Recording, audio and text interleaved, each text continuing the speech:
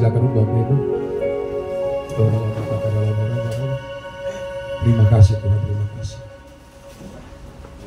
Baik, shalom Bapak Ibu. Shalom. Boleh kasih senyum satu dengan yang lain. Haleluya, puji Tuhan. Saya bersyukur Bapak Ibu sekalian, kita ada sebagaimana ada pada saat siang hari ini. Tentunya semuanya karena kebaikan dan kemurahan Tuhan. Setuju katakan amin. Saudara diberkati Tuhan dalam seminggu ini. Pagi hari ini saudara diberkati lewat pujian penyembahan kita. Ya, saya bersyukur dan saya bangga punya Allah kita, punya Yesus. Sebab Bapak setiap hari terus Tuhan perlengkapi kita. Setiap hari Tuhan berikan karunia-Nya dan semakin baik. Saya percaya semuanya terjadi karena kita fokus kepada panggilan kita. Kita fokus kepada Tuhan, amin. Pergumulan boleh ada, masalah boleh ada, apapun situasi yang tidak mengenakan kita, itu boleh ada. Tetapi iman kita harus terus bertumbuh di dalam Tuhan. Setuju katakan amin. Nah, saudara kasih Tuhan, pagi hari ini saya ingin mengingatkan, menyampaikan beberapa hal yang Tuhan taruhkan dalam hati saya tentang bagaimana menuntaskan amanat agung, bagaimana kita bermisi, bagaimana kita menginjili sebagai anak-anak Tuhan, sebagai jemaat Tuhan. Jadi kita hamba Tuhan, saudaraku, tidak lagi sebagai jemaat yang biasa-biasa, yang datang duduk diam, tetapi kita semuanya menjadi jemaat yang luar biasa, yang bergerak untuk menyatakan tahun rahmat Tuhan, jalan keselamatan kepada setiap orang. Nah, saudara dikasih Tuhan, saya mau bertanya buat kita semuanya, ya kapan terakhir saudara menginjili? Kapan terakhir saudara memberitakan firman Tuhan kepada orang lain? Masih adakah dalam minggu ini? Masih ada dalam minggu hari kemarin? Halo? Ya, kapan? Nah, mungkin lebih gampang kita menjawab, kapan kita terakhir membaca Alkitab? Kapan kita terakhir datang ke gereja? Itu kita tahu, oh minggu yang lalu, atau hari Rabu yang kemarin, atau Sabtu kemarin kami masih doa. Tetapi mungkin ini sangat berat ketika ada pertanyaan, kapan terakhir kita menginjili? Kapan kita terakhir bersaksi? Kapan kita terakhir mendoakan orang? Ya, itu salah satu pertanyaan yang berat. Karena apa? Itu merupakan tuntutan ya yang tidak mengenakan secara saudaraku daging dan tubuh kita. Amin.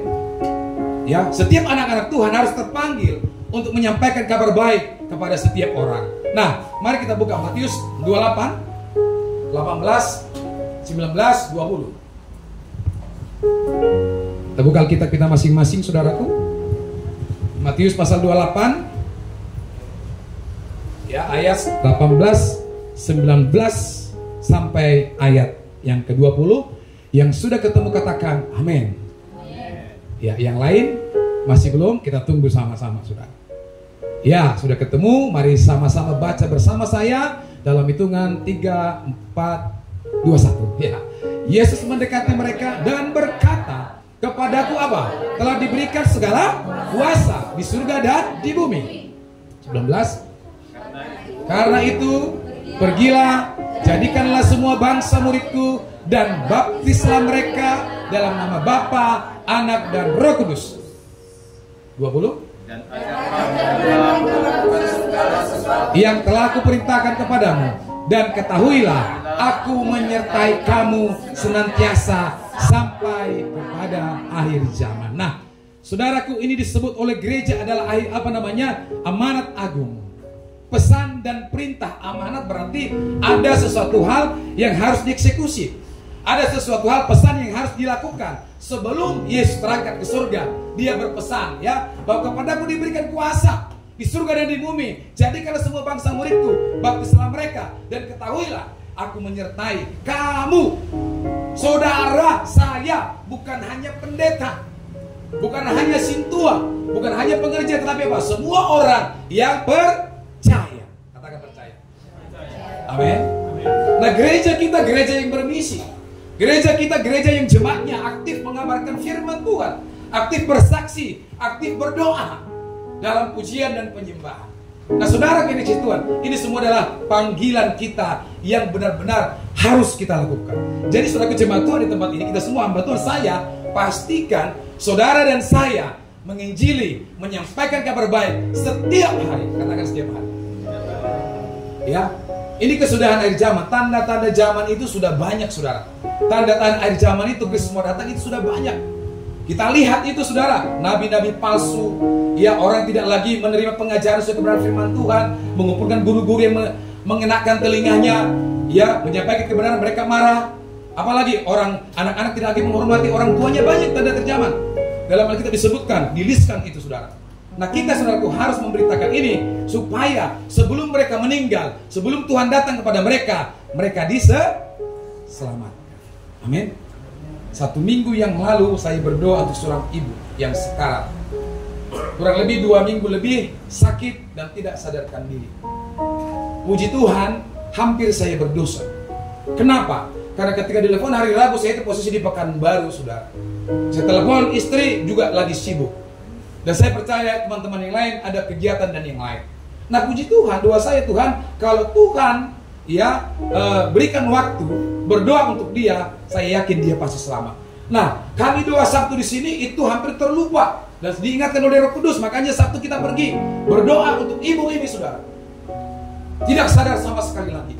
Napas satu-satu, dibantu oksigen, mungkin tekanannya sudah kuat. Karena ketika saya pegang pipinya, itu oksigen sudah mengenai tangan saya dengan kencang. Saya tahu itu keras untuk memompa udara masuk kepada paru-paru dan jantungnya. Saya kumpulkan anak-anaknya, saudaraku yang dikasih Tuhan.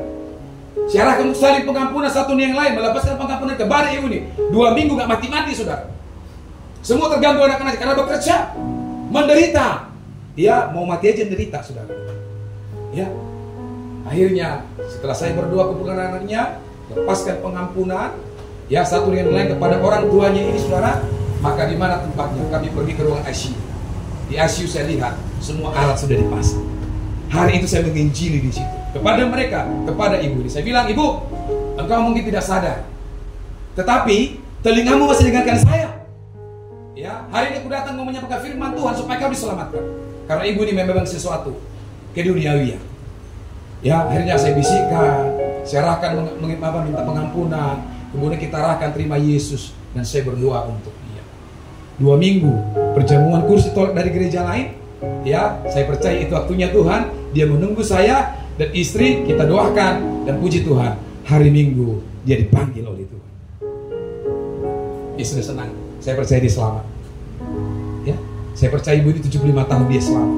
Saudaraku, umur manusia, Alkitab katakan dalam Mazmur ya 37, hanya 70 sampai 80 tahun, selebihnya penderitaan. Nah, saudara, kita bergunakan waktu kita menginjili. Ya, tidak semua mendapat karunia seperti ibu ini, walaupun 75 tahun, tapi masih memberikan kesempatan untuk bisa kita doakan dan dosanya diampuni. Saudaraku, selama hidup kurangilah dosa. Saudara, selama hidup saya juga harus kurangi dosa, kedagingan. Amin. Kita tidak tahu. Saya pulang kemarin di Pekanbaru, jam 4 kurang lebih. Saya di kecepatan dari kilometer 1 itu sudah sampai ke pintu Batin Sulapan. Saya sudah di kisaran 140-160. Ya, tapi hujan keras. Ya, saya kan diajari safety. Ketika hujan keras, saya kurangi kecepatan. Saya berada di posisi kiri. Lebat dan kabut. Ya, kurang lebih 5 km kabut ini. Saya lihat kok ada mobil di tengah. Pajero, Fortuner warna putih, mengarah ke saya, tetapi kepala mobil ini sudah hancur. Ya, saya lihat dia nabrak pembatas jalan sebelah tengah. Memang tidak meninggal, tetapi saya Tuhan memberikan sesuatu kepada saya, ya, bahwa esok hari tidak ada yang tahu selain Dia. Artinya selama hidup kita pergunakan waktu kita dengan baik dan benar untuk kemuliaan bagi nama Tuhan, termasuk menuntaskan amanat agung. Amin, saudara. Nah, amanat agung ini, saudaraku, kita tidak bisa lakukan tanpa penyertaan Roh Kudus. Tadi pujian penyembahan kita dibawa oleh Bapak Poel luar biasa. Ya, Roh Kudus, terus kita menyembah Roh Kudus. Karena apa? Tanpa Roh Kudus, saudaraku, Yesus kan tidak lagi di dunia ini. Dia sudah terangkat ke surga, tapi Dia mengutus Rohnya untuk menyertai kita, memberikan kekuatan, bahkan memberikan kuasa. Ketika hari Pentakosta di Kisah Rasul pasal 1 ayat 8. Sama-sama kita baca. Kisah Rasul 1 ayat 8. Nah, ini ayatnya, saudaraku, untuk kita bisa boleh menginjili. Jangan takut, saudara. Engkau disertai, engkau diberikan kuasa, engkau diberikan kekuatan. Ya, tanpa urapan Roh Kudus, tanpa hadirnya Roh Kudus dalam hidup kita, maka kuasa itu tidak akan bisa kita lakukan. Tidak bisa kita menginjili. Amin. Kita bisa menginjili hanya karena karunia dan kuasa Roh Kudus. Sama-sama kita baca, saudara, 1, 2, 3 ya. Tetapi kamu akan menerima apa? Kuasa, kalau Roh Kudus turun atas kamu, dan kamu akan menjadi saksiku di Yerusalem dan di seluruh Judea dan Samaria dan sampai ke ujung bumi. Nah, Tuhan Yesus mempersiapkan murid-murid sedemikian rupa. Mereka manusia biasa, sama seperti saudara dan saya, bahkan dari nelayan. Ya, pekerjaan-pekerjaan dunia dipanggil, tidak sama sekali memiliki pengetahuan apa-apa tentang ketuhanan, saudara. Ya, dianggap, bahkan saudaraku, diasingkan, mungkin tidak dianggap dunia ini. Tetapi pada hari Pentakosta, Roh Kudus tercurah, maka akan terjadi, mereka memiliki kuasa, mereka menerima kuasa dari Roh Kudus. Selama 3,5 tahun mereka bersama dengan Tuhan. 3,5 tahun mereka diajari tentang bagaimana menyenangkan Tuhan, tentang bagaimana menyembah Tuhan, tentang bagaimana beribadah, hidup kudus. Itu diajari oleh Yesus selama 3,5 tahun. Mereka dikucilkan, mereka diasingkan, tetapi Roh Kudus, ia selalu menguatkan mereka. Mereka tidak bimbang, mereka tidak ragu. Itu pada hari Pentakosta pertama di Yerusalem, di Upper Room. Ya, 303.000 orang bertobat. Ya, itu baru 3.000. Ya. Nah, kemudian setelah itu ada Pentakosta kedua, 1901 di apa? Di Azusa Street, yang dilayani oleh hamba Tuhan William Seymour. Ini Pentakosta kedua dahsyat, saudara, yang terjadi di Amerika. 700 juta orang dipakai oleh Tuhan untuk mengabarkan Injil. Bayangkan, dari 3.000 yang pertama, yang kedua 700 juta. Itulah hari kegerakan Pentakosta dan karismatik. Amin. Nah, ini saudaraku, hari-hari ini sedang dinyatakan oleh Pastor Niko, gembala senior kita di Jakarta, bahwa akan terjadi Pentakosta yang ketiga. Dan ini saudaraku, ada banyak faktanya. Sebenarnya Pak Niko bukan Roh Kudus bicara kepada dia sebagai motivator, bukan. Dia hanya mengumpulkan nubuatan-nubuatan dari Sidney Jacob, dari pastor-pastor yang di Amerika dan Australia. Bagaimana Pentakosta ketiga ini akan terjadi, ya, untuk menuntaskan amanat agung. Akan terjadi Pentakosta ketiga, dinubuatkan tahun 2033, bukan menubuatkan tahun 2033 Yesus datang. Tetapi itu visi gereja Tuhan 2033, ketika pencurahan Roh Kudus yang dahsyat, akan banyak orang yang diberikan kuasa untuk menuntaskan amanat agung sebelum Yesus datang untuk kedua kalinya. Tepuk tangan bagi Tuhan. Amin. Nah, saudaraku, kalau di luar sana saudara mendengarkan, kok ada Pentakosta pertama, kedua, ketiga, bagaimana Pentakosta keempat? Saudaraku, Pastor Niko dalam simposium Pentakosta ketiga, bahkan dalam setiap tuntunan setiap bulan disampaikan, tidak ada Pentakosta keempat dan kelima, sampai ketiga, sampai nanti Yesus datang untuk kedua kalinya. Amin. Jadi kalau saudara mendapatkan pertanyaan di luar sana, jangan cari di tempat lain. Saudara gak ngerti tentang tuntunan dari Pastor Niko, tanya saya, tanya hamba Tuhan yang ada di bawah pembinaan Pak Niko, saudara. Amin. Supaya kita jangan sesat, nanti kita menuduh Pak Niko ABC dan sebagainya. Mas selalu bilang, kalau kita tidak ngerti, doa saja. Amin. Nah, ini akan diberikan kuasa untuk menuntaskan amanat agung. Tanpa kuasa dari Tuhan, ya, dari Roh Kudus, kita tidak bisa berbuat apa-apa. Pengetahuan Alkitabiah kita tidak ada gunanya tanpa urapan kuasa Roh Kudus. Perhatikan, banyak orang yang sampai doktor teologi nggak bertobat juga. Profesor Alkitab nggak bertobat juga. Ya, tanpa pengurapan Roh Kudus. Beberapa waktu yang lalu saya ikut seminar tentang penterjemahan Alkitab, 4 atau 5 tahun yang lalu. Dia penterjemah Alkitab apa ini, dan dia tahu 4-3 bahasa. Dan dia bilang mengenai baptisan itu tidak sesuai dengan apa yang kita lakukan. Dia bukan dari karismatik. Wajar saja, saudara. Ya, tetapi kita percaya baptisan Yesus, baptisan Roh Kudus, ya, itu adalah bagian daripada pelayanan kita. Amin. Amin. Nah, jadi harus menerima kuasa supaya kita menjadi anak-anak Tuhan yang mampu menginjil, yang mampu bersaksi. Ya, jadi orang dipenuhi Roh Kudus gampang. Kita tahu dia akan bersaksi kemana saja. Saya di Pekanbaru, Bapak Ibu, juga bersaksi kepada teman-teman, bercerita tentang kebaikan Tuhan. Ada teman satu pelayan pendeta juga, kita bercerita tentang pelayanan kita. Ya, memang harus penuh kuasa. Tanpa kuasa Roh Kudus itu, saudaraku, kita tidak bisa berbuat apa-apa.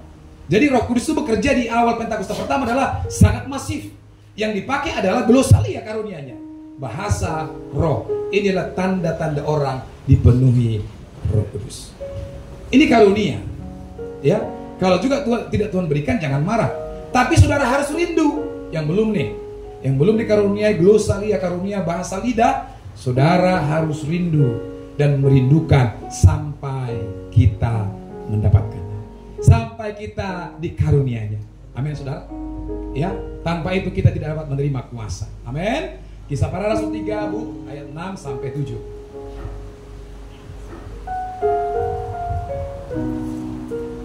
Ya, ini kisah Petrus bertemu dengan orang peminta-minta dan dia tidak kasih uang kepada peminta-minta ini. Saudara bisa contoh Petrus. Amin. Ya, dikatakan 6, tetapi Petrus berkata, apa? Emas dan perak tidak ada padaku, tetapi apa yang kau kupunyai kuberikan kepadamu. Demi nama Yesus Kristus, orang Nazaret itu, berjalanlah. Ayat 7. Lalu ia memegang tangan kanan orang itu dan membantu dia berdiri. Seketika itu juga kuatlah kaki dan mata kaki orang itu. Ini kejadiannya setelah Petrus menerima kuasa Roh Kudus. Amin. Tidak ada emas dan perak padaku, tidak ada uang saya, tetapi demi nama Yesus kau berjalanlah. Dia berjalan. Orang yang diurapi Roh Kudus akan diberikan kuasa. Amin. Ibu Canis minggu yang lalu sakit matanya. Hari Sabtu saya masih doakan dia. Pakai kacamata. Ya Pak Batubara ya. Sakit mata. Roh Kudus tuntun kita, doakan hamba Tuhan ini. Kita doakan Bapak Ibu. Hari Sabtu kita doakan, hari Minggu sudah pulih. Dan hari ini dia bisa melayani sekolah minggu. Tepuk tangan bagi Tuhan. Amin. Kita nggak punya uang, nggak punya kuasa, nggak punya materi, tetapi kuasa dalam nama Yesus itu diberikan kepada kita. Saya telepon hamba Tuhan di tempat ini, Pak Dolar. Kenapa nggak bisa ikut FA? Sakit saya emang. Dia loncat, dikiranya dia masih muda. Rupanya udah tua ya. Loncat dari atas, kena pinggul sakit. Saudaraku, saya mendoakan dia dalam perjalanan lewat mobil. Ya, handphone saya, speaker saya bawa mobil. Saudaraku, Roh Kudus menuntun. Jangan sampai terlambat. Amang di mana? Di rumah. Siapa yang sakit? Istri juga sakit. Saya sakit. Saya bilang, speaker kan, doa. Ya, kita berdoa dalam nama Yesus, berangsur-angsur pulih dan kita akan doakan. Amin. Saya percaya kuasa yang diberikan Tuhan kepada kita akan mampu memulihkan banyak orang. Dan saya percaya kita menjadi saksi dan mampu menyaksikan kebaikan Tuhan kepada siapapun. Bahkan kita boleh menarik mereka dari jurang maut, dari jurang neraka kepada kehidupan kekal bersama dengan Tuhan. Amin. Ya, orang itu tidak mendapatkan uang namun mendapatkan yang lebih berharga, yaitu apa? Kesembuhan. Ya, saudara tahu orang-orang kita Tionghoa kalau sakit tidak sembuh, yang dibawa kepada Tuhan sembuh, bayangkan berapa ratusan juta, puluhan juta mereka memberikan untuk Tuhan. Ya, makanya orang Cina itu waktu itu bukan saya membilang juga. Mereka selalu diberkati karena apa? Ketika mereka diberikan sesuatu, responnya luar biasa. Amin. Kita juga seperti itu. Kalau mereka bisa, kenapa nggak kita bisa? Dia berpikir daripada saya berobat, bawa ke Tiongkok, bawa ke Singapura, bawa ke Malaysia, miliaran dengan keluarga. Tetapi ketika hamba Tuhan berdoa, sembuh. Makanya dia bernazar. Ya kan? Di Jakarta lihat hamba-hamba Tuhan yang dari suku mereka luar biasa Tuhan pakai. Amin. Itu adalah bukti adanya kuasa dalam hidup orang percaya, dalam hidup Petrus dan Yohanes, seperti yang Tuhan katakan. Amin, saudara. Nah, yang kedua, ketika kita punya kuasa, maka murid-murid itu dipanggil untuk mengikuti Tuhan Yesus, menerima pengajaran selama beberapa tahun sebelum Yesus naik ke surga. Tuhan tidak langsung serta-merta mengutus mereka, memberikan apa yang mereka ketahui. Tuhan menyuruh mereka untuk menantikan pencurahan Roh Kudus. Buat apa? Roh Kudus akan tinggal di dalam diri murid-murid, menyertai mereka dan menjadikan mereka sebagai apa? Saksinya Yesus. Amin. Jadi bersaksi itu nggak perlu bahasa teologi, nggak perlu kita bilang, oh dalam bahasa Yunani, dalam bahasa Ibrani, nggak perlu. Saudara, ketika diberikan kuasa, ya saksikan aja pengalaman kita dengan Tuhan kepada Dia.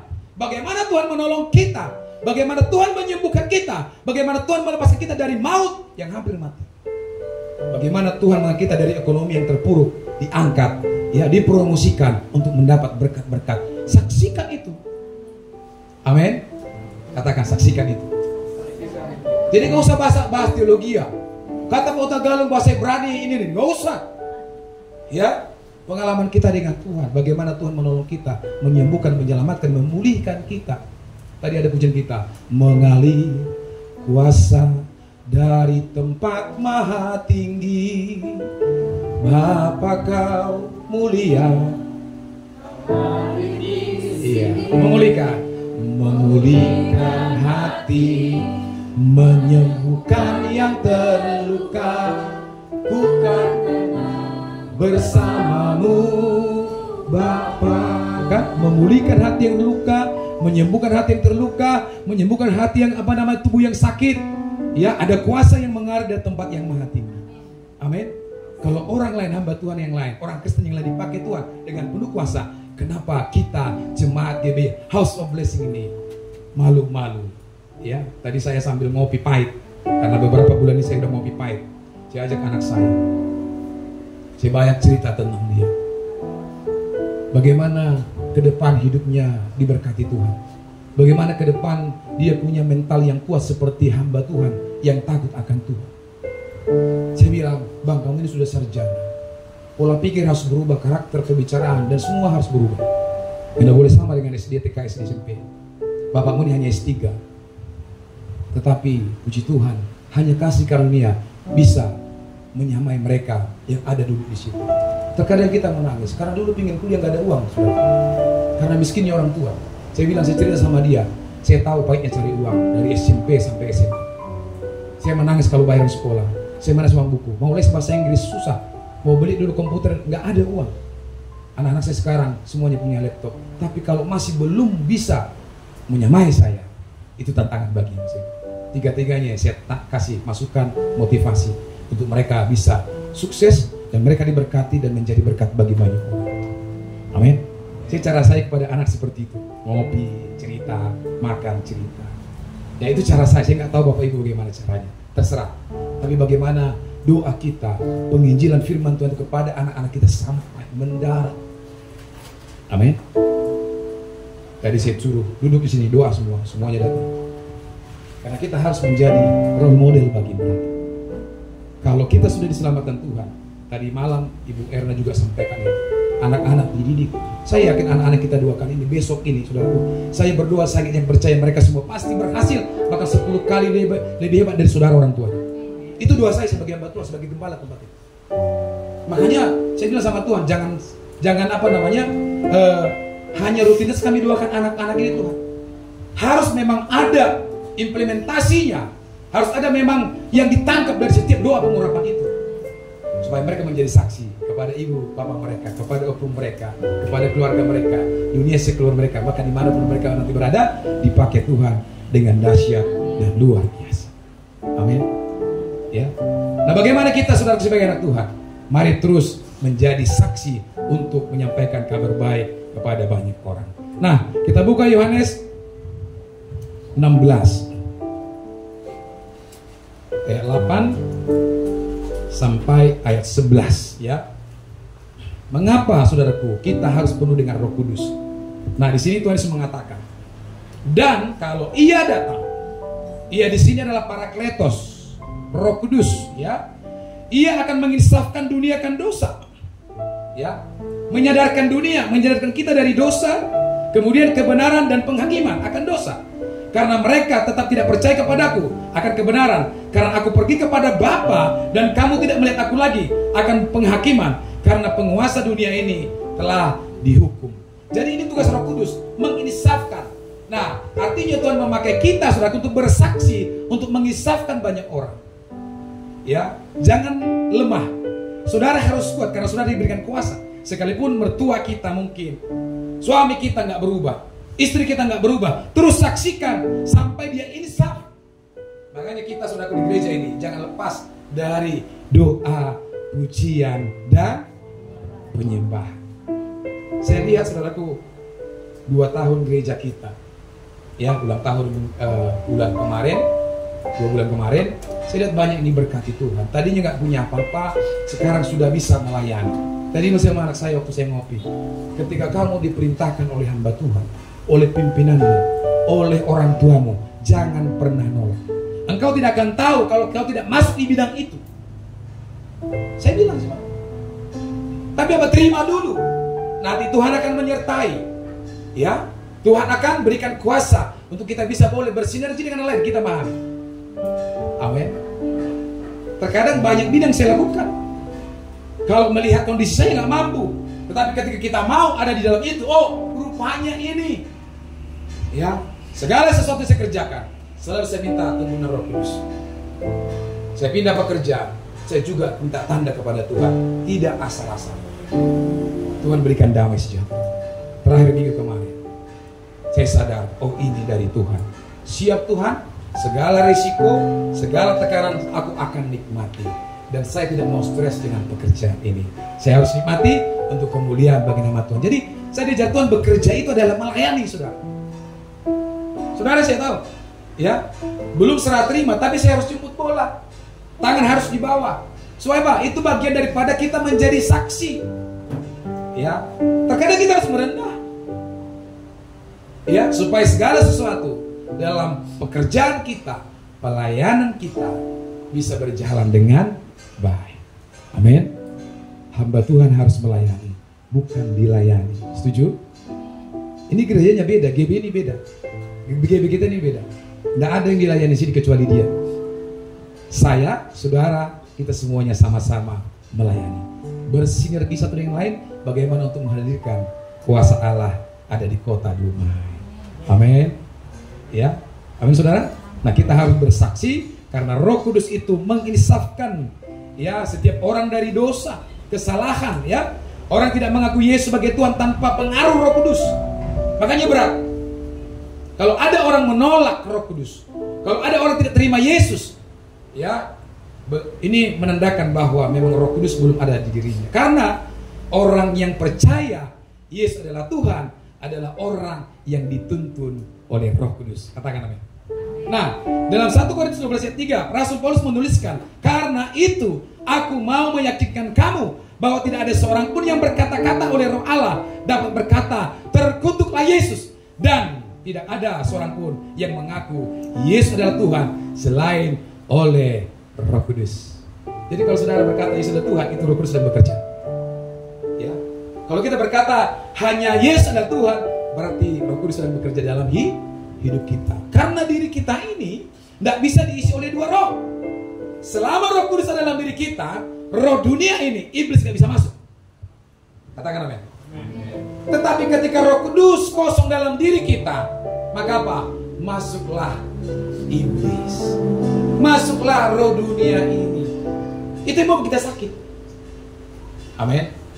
Makanya saudara harus berjuang mempertahankan kuasa Roh Kudus atau hadirat Roh Kudus ada dalam hidup kita. Perhatikan orang-orang yang kesurupan. Perhatikan orang yang datang opungnya. Perhatikan orang yang datang dari gunung Kawisan atau gunung apapun. Perhatikan kerohaniannya. Belum tentu saudaraku kita pelayan Tuhan bebas dari kesurupan. Belum tentu. Tapi percayalah, selama Roh Kudus ada dalam hidupmu, maka kita akan mengaku Yesus adalah Tuhan. Dan roh iblis tidak akan masuk kepada di dalam diri kita ini. Amin. Ya. Nah selanjutnya saudaraku, kuasa Roh Kudus ini membuat para murid menjadi berani. Ya. Perhatikan Petrus saudaraku, ketika Yesus disalibkan, tentara Romawi dan ahli-ahli Taurat itu ada di situ. Ya, mereka bilang ini salah seorang bagian daripada dia. Gimana Petrus? Lari. Dia lari lewat lidahnya. Dia menyangkal apa? Yesus sebanyak berapa kali? 3 kali. Sampai ayam berkokok. Ketika Yesus akan mati, apa yang terjadi? Semua murid-murid terpencar, ketakutan. Mereka lupa sebelum Yesus mati, ya, bahwa ada kuasa yang menyertai kalian. Bahkan sesudah Yesus bangkit, ditegaskan lagi bahwa aku akan mengutus rohku kepadamu. Itu mereka lupa. Jadi memang juga saudara, bukan hanya sekarang ini. Dulu pun para murid sering lupa. Kita pun hari ini sebagai orang Kristen sering lupa kan? Iya Bu ya? Iya Bu ya? Iya Pak ya? Sering lupa kan? Disitulah bisa masuk iblis. Amin. Jadi kita tidak boleh lupa akan kebenaran firman Tuhan. Ya, baca terus firman Tuhan. Saya tidak kasih batasan. Kita bebas. Yang penting dalam satu hari itu jangan sampai kita nggak baca firman Tuhan. Semalam dibahas tentang lebih baik satu hari di pelataranmu, terus daripada 1000 hari di tempat lain. akan memujimu. Memujimu, menyembahmu, Kau Allah yang hidup, dan menikmati semua kemurahan-Mu. Tepuk tangan bagi Allah kita. Yang ikut dua pelayan semalam, di mana itu tertulis Mazmur berapa? Yang jauh. Mazmur berapa? 84. Ayat berapa? Ayat 10 ya, 12 dan itu sebagainya. Tapi di Mazmur pasal 80. Nah, kalau kita paham, saudaraku, lebih baik di dalam pelataran Tuhan satu hari, maka orang Kristen harusnya tidak boleh pergi kemana-mana hari Minggu. Kalaupun pergi, dia harus beribadah. Katakan yang gak ngomong berarti sering hari Minggu kemana-mana. Amin. Ya. Nah, Bapak itu kan Bapak yang baik, mengasihi kita anak-anaknya. Dia ingatkan kita. Kenapa? Saya bukan marah, saudaraku, tapi saya harus berbuat duluan. Saya kemana-mana di hari Minggu, di daerah manapun, baik bekerja, baik acara keluarga, baik acara, saya pasti akan ibadah. Amin. Jadi hidup kekristenan sebagai murid-murid Tuhan harus punya komitmen. Kecuali emergensi bekerja, itu pun kalau saya kerja dulu hari Minggu, saya buka YouTube, saya live dengan Pak pusat kita, GB Tarutungko. Jadi banyak cara, saudaraku. Karena tuntunan sekarang dari GBDPP itu adalah memakai teknologi untuk kemuliaan Tuhan. Saya baca semalam tentang bagaimana menara Babel itu dihancurkan oleh Tuhan. Karena apa? Mereka punya segala sesuatu, tapi tidak dipakai untuk kemuliaan bagi nama Tuhan. Babak belur itu menara Babel. Jadi jangan mau babak belur. Hari Minggu semua acara adat pesta cancel lah. Amin. Aku mau ibadah. Ini handphone saya silent itu. Ya, supaya jangan ada telepon orang. Saya mau fokus 2 jam saja ke Tuhan. Tadi hampir semua bahas juga kerja. Roh Kudus bilang, hanya 2 jam saja. Gak bisakah kau persiapkan khotbah? Ya. Jadi saya sudah lebih duluan. Maka saya sampaikan kepada Bapak Ibu. Amin. Jadi Roh Kudus membuat apa? Murid-murid menjadi berani, tidak penakut. Masih ada penakut di sini? Hati-hati, kalau takut terus stres. Takut mati, takut miskin, takut susah, takut, semua takut. Takut hal yang tapi kalau kita hidup dalam ketakutan setiap hari, ini namanya terlalu sulit, ya kan? Nah, sebagai anak Tuhan kita harus berani karena kita terima kuasa dari Roh Kudus. Kisah Rasul pasal yang ke-4 ayat 29. Perhatikan. Dan sekarang ya Tuhan, lihatlah bagaimana mereka mengancam kami, dan berikanlah kepada hamba-hambamu di keberanian untuk memberitakan firman-Mu.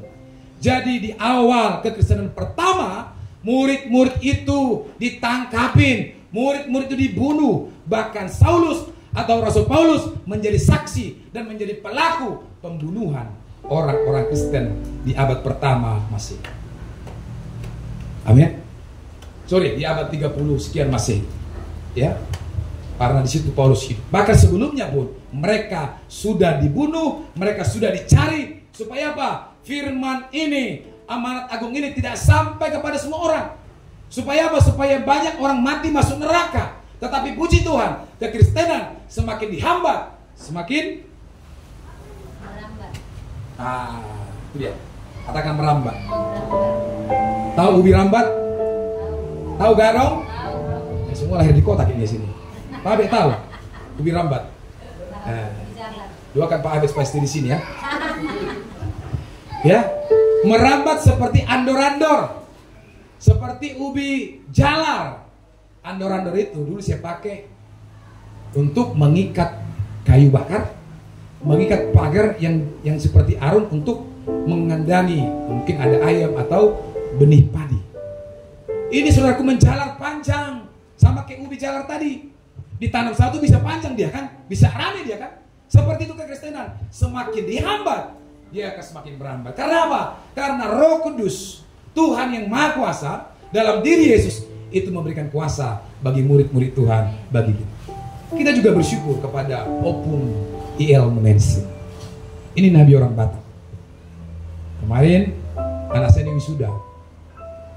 Saya terkejut, rupanya di USU, tak USU kan? Universitas Sumatera Ujung.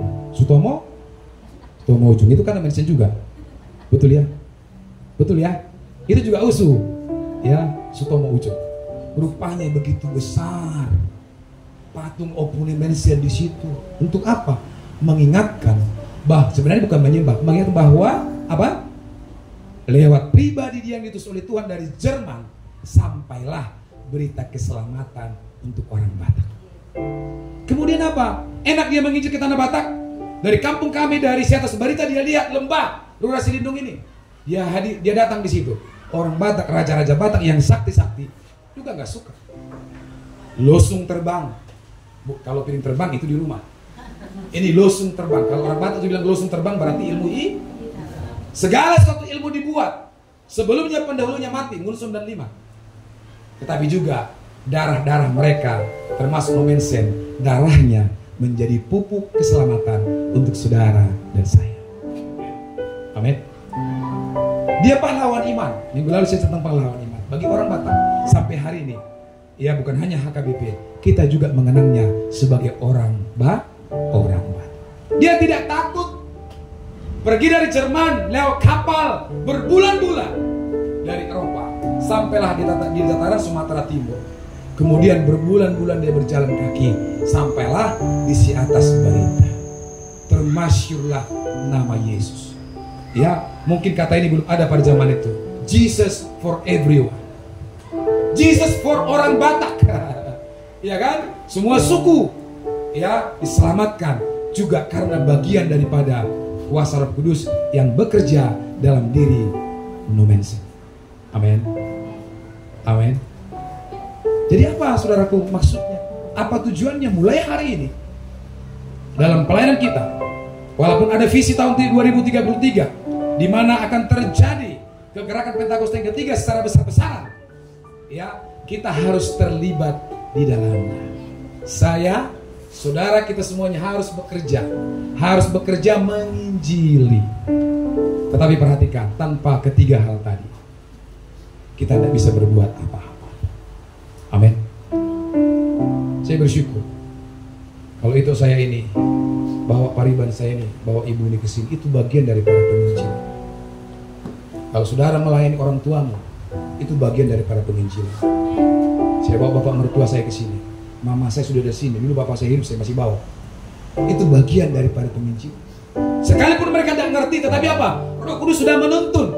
Saya yakin lambat laun mereka akan diberikan pemahaman, pengertian, karena ada Roh Kudus yang bekerja dalam dirinya. Jadi jangan takut, engkau sudah diberikan kuasa. Bersaksilah, jangan berdebat. Saksikan bagaimana Tuhan menuntunmu. Pak Batubara, saksikan bagaimana Tuhan memberikan pekerjaan. Saksikan bagaimana Tuhan mempromosikan kita.